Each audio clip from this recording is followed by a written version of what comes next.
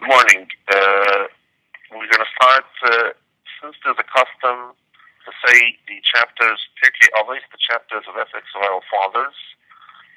In the olden days, they used to say it every single Shabbos between after Mincha, they used to read the whole ethics of our fathers plus the chapter that's known as Kinyan Torah, acquiring the Torah.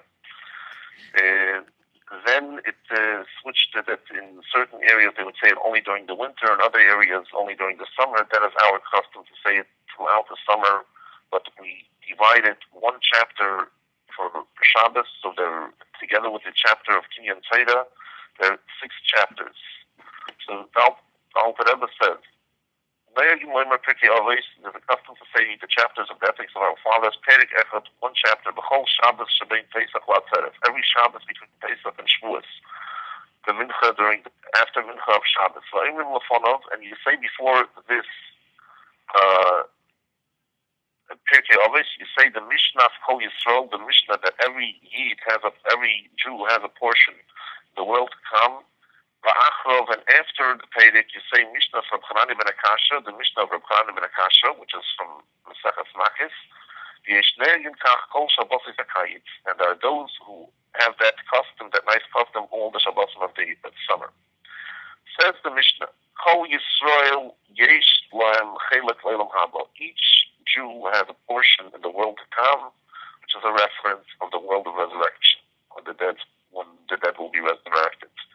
Now, the Rebbe points out, why is it that this Mishnah was selected out of all Mishnahs to be an introduction, serve as an introduction to the Masechta of Avot? And the Rebbe said it is a requirement on every Jew to learn Masechta Avot. Learning the Masechta Avot and applying what it says purifies and refines the body, physical body of a Yid. So one can think that it's either for a person who needs such purification, or for a person who's capable to be purified through this Mishnah, but through these Mishnahs. So maybe there are certain Yidden, Jews, who are so righteous that they don't need the Masechta of Avot, the ethics of our fathers, in order to be purified. Or maybe there are other Yidden that are so wicked that the ethics of our father won't help them. And on this we bring that each and every Yid has a portion in the world to come, which is a reference to the world that comes, the resurrection of the dead. That every single Jew is going to live. And the Bartanura points out, even those who are obligated death in the rabbinical court due to the wickedness, they still have a portion in the world to come. And the Rebbe points out that even as the following Mishnah is going to say, there are certain individuals that are exception to the rule, which don't have a portion to the world to come. And the Rebbe points out that even those people, every single Yid, without exception whatsoever, is going to be resurrected. Just the majority, 99.9% of Eden, they have a portion in the world to come in their own merits, for their own, despite anything that they may have, any transgressions they may have committed. Yet there are certain few individuals that are enumerated in the 11th chapter of Sanhedrin, or in other versions, the 10th, and they don't have a portion in the world to come, meaning they don't have a portion in their own merit. Yet the tzaddikim, the righteous people of the generation, they are going to pray that even those people should also be resurrected, and therefore every single Yid, without exception, whether every single person, every Yid, as long as he's Jewish, will be resurrected. How do we know this? Because it says in the verse, and your nation, they're all righteous, they will eternally inherit land, and that which is a reference to resurrection. So the Rebbe points out that we could have stopped the verse right here. No, we continue. It is the plan. It is my plan. My handiwork that I am proud of. And the Rebbe points out that the reason that the Mishnah quotes also the end of this verse is in order to point out that it proves that it's a reference not to some spiritual world where people, known as Gan Eden, as paradise, which is where the righteous, all the Jewish people and the pious Gentiles, where they enter after a person passes away, because we here it says, my handiwork, it's a reference to the physical body of a Yid, which was shaped by the very hand of God. First chapter. Moshe Kibol Torah Misinai. Moshe received Torah from Mount Sinai, and suddenly Yeshua, and he transmitted it to Yoshua, to Joshua. And as the Rebbe points out, why does it say Kibol Torah Misinai? He received Torah from Mount Sinai, which is the location where he had received it from God. Why don't we just say plainly he received it from God? And the Mefarshim and the commentaries say, and first heard it from my grandfather, Rabbi Keller, and he explained that over here we say, how is it that Moshe, out of all people, from all generations, he was selected that he should be the one to receive Torah from God and transmit it to all of the Jewish people? And the answer is because we find the Torah says one phrase, that it praises Moshe. In the Torah is that Moshe is the man Moshe is very humble from every man upon the earth. So for this quality of Moshe, he deserves, that's why he was selected by God to be the one to receive Torah from Mount Sinai. Suddenly Yeshua, he transmitted it to Yeshua. Obviously, Yeshua was not the only one who transmitted it. He actually transmitted it to every single Yid. However, Yeshua was his disciple who never moved from Moshe Rabbeinu, even though Moshe Rabbeinu ascended the mountain. And he remained there for 3 days. On the rest of the year, back home to stay with the wives and children. Yeshua stayed at the foot of the mountain, and he waited there for Moshe Rabbeinu. Moshe Rabbeinu said, at the end of 40 days, I'm coming. So even according to the calculations of Yeshua, the 40th day had passed already, he is still waiting over there. He knows where he left off Moshe Rabbeinu, and he's waiting for him right there. Yeshua became him, and Yeshua to the elders. After Yeshua passed away, there were the elders who were still there with Moshe Rabbeinu, who became Menachem, and then there were the elders and the judges, and they transmitted it to the prophets, starting with Eli. Eli was a prophet, and afterwards there was Shmuel, who was selected by God as a prophet to fulfill the place of Eli. And after Shmuel, there was David HaMelech, and the Nevi'im by David HaMelech were Nathan and God. And after David HaMelech, there was the court was by Shlomo HaMelech. And the Navi was Achia. He received it from David HaMelech in his courts. And Achia, as the Rambam points out, and our sages point out, he was from those individuals who left Mitzrayim, left Egypt. And he heard the Torah from Moshe Rabbeinu, but he was yet small at the time. And the fact that he was small, obviously, by the time he entered Israel, he must have been at least 41, but were references that his knowledge of Torah, he was still at a level that he had to receive from others, who were others in that generation that were greater than him. And then Moshe Rabbeinu had transmitted the Torah to Yeshua Pinchas, and Pinchas had received it from Yeshua, and Pinchas transmitted it to Eli, and Eli to Shmuel, and Shmuel to David and his court. And as the Avot points out, that Achia Shiloini was part of his court. And after Achia Shiloini, we had Eliyahu Hanavi, and after Eliyahu Hanavi, we had Elisha, who was a disciple of Eliyahu. And after Elisha, we had the 4 famous prophets, Isaiah, Amos, and Yirmiyah, and the other prophet was with them. And then there was Tzfanya and Nahum, until we get to Habakkuk. And finally, we had Yirmiyah. And Yirmiyah was the generation when the first Beis Hamikdash was destroyed. And then we had, and Yechezkel wasn't Chutzlaretz, but Yirmiyah had a Talmud named Baruch ben Neriah, and Baruch ben Neriah gave it over the prophets. They transmitted it to the men of the Great Assembly. The men of the Great Assembly include Haggai, who was the prophet who told the Yidden to rebuild the Beis Hamikdash in the second year of the Yovish. The Yovish was the Median, and he took over the kingdom from Kodesh, who was a Persian. And the Kodesh had a son Kambuzi, and during the reign of the son Kambuzi, Then is when the Yovish took over the kingdom, and during his second year, he rebuilt the temple.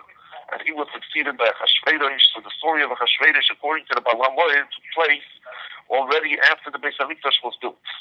And according to the Balaam Moed, out of the 490 years that passed between the destruction of the first Beis Hamikdash and the rebuilding of the destruction of the second Beis Hamikdash, the second Beis Hamikdash actually stood for approximately 430 plus years.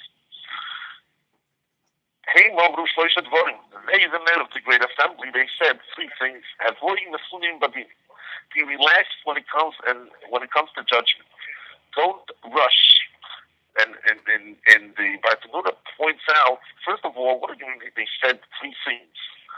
They said many things, but these three things they said that have contained within them the existence of the Torah.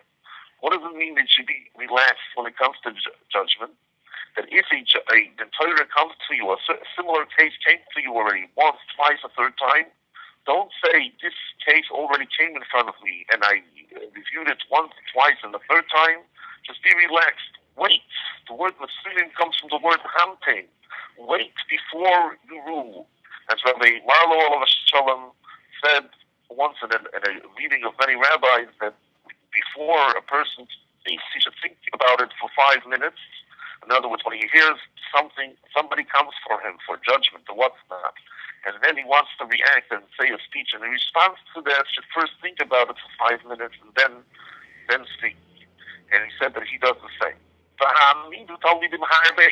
And you have to establish many students,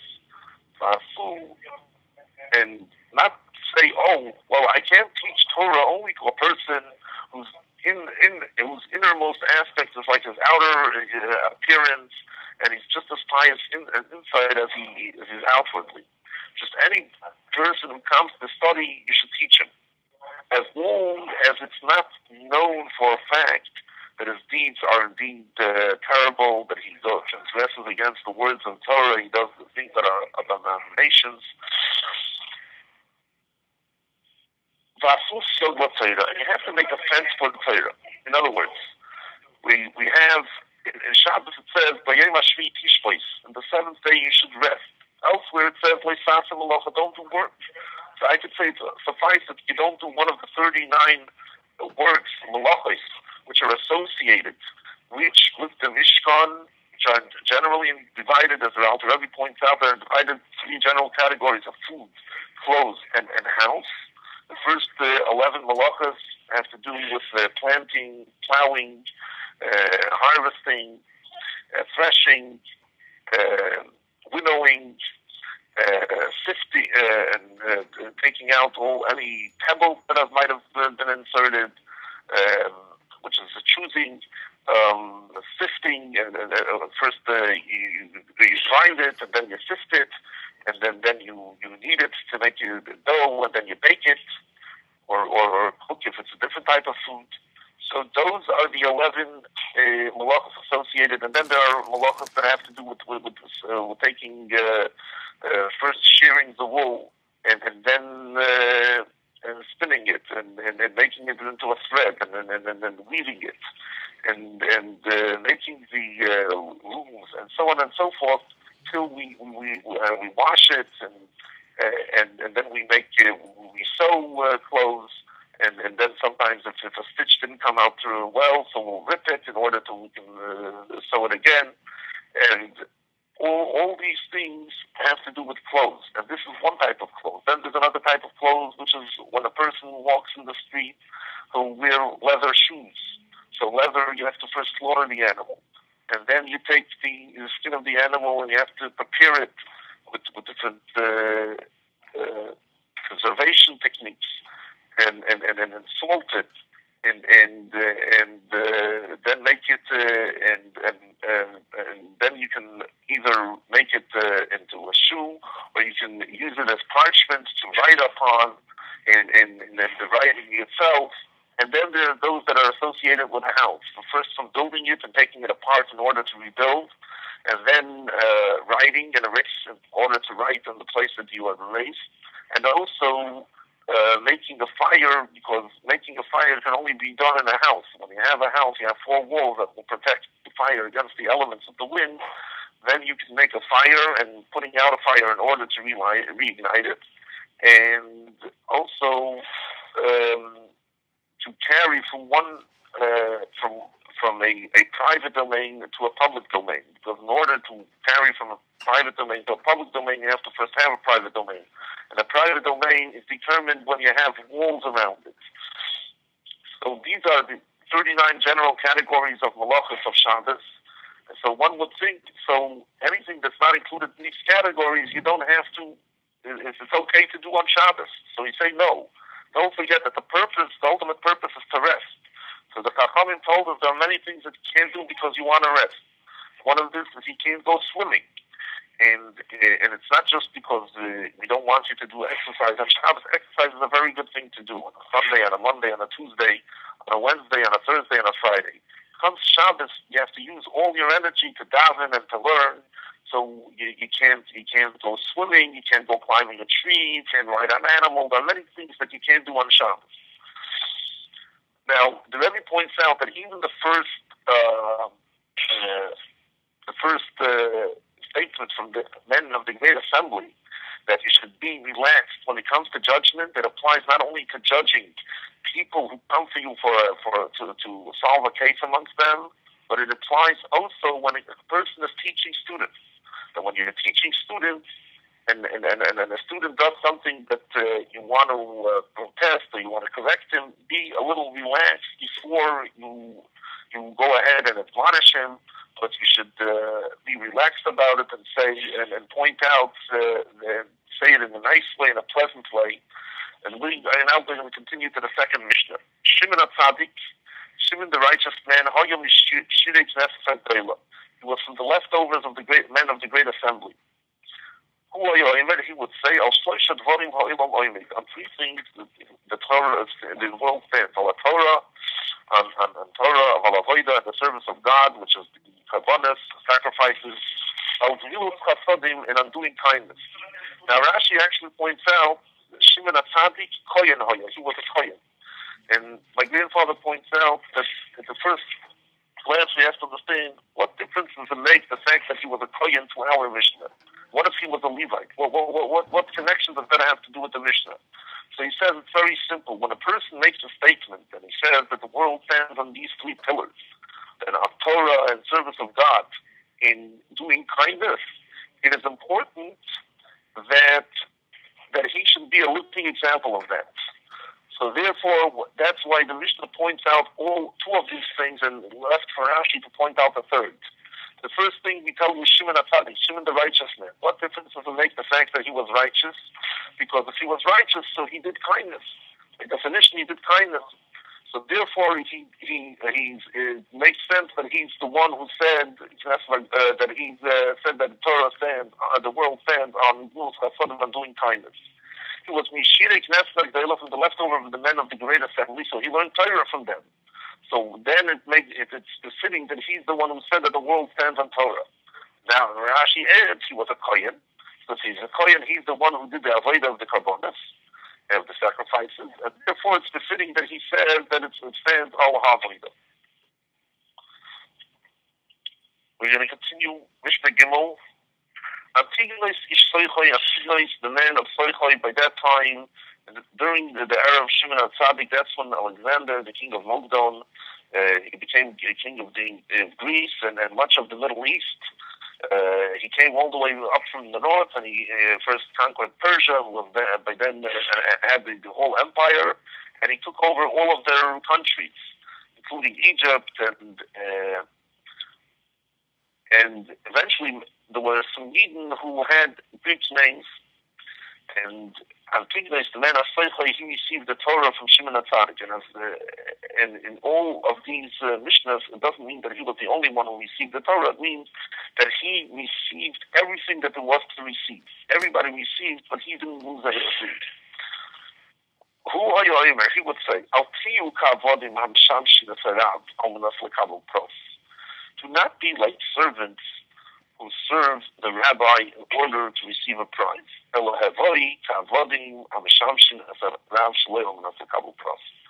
be like servants who serve the master not in order to receive a prize. And the fear of God, of heaven, should be upon you. There's another version of the Mishnah that says, you should be like servants of Meshamshin and Sarav, in condition not to receive a prize. And our sages tell us that there were students that misinterpreted the words of Antignes to say that he's saying that there will be no reward for those who serve God, but which is the furthest thing from the divine. Of course there will be reward. Torah tells us there will be reward, and we know that there's going to be reward. There's two levels of the reward. One level of reward is when after 120 years, when a person's soul ascends to heaven and is all engaged in learning Torah and expressing its love and yearning for godliness and acquiring more and more knowledge. But the ultimate reward is when it comes back down in a physical body and gets resurrected in a physical body, and then godliness will be revealed in an open manner with merit and coming of Mashiach immediately.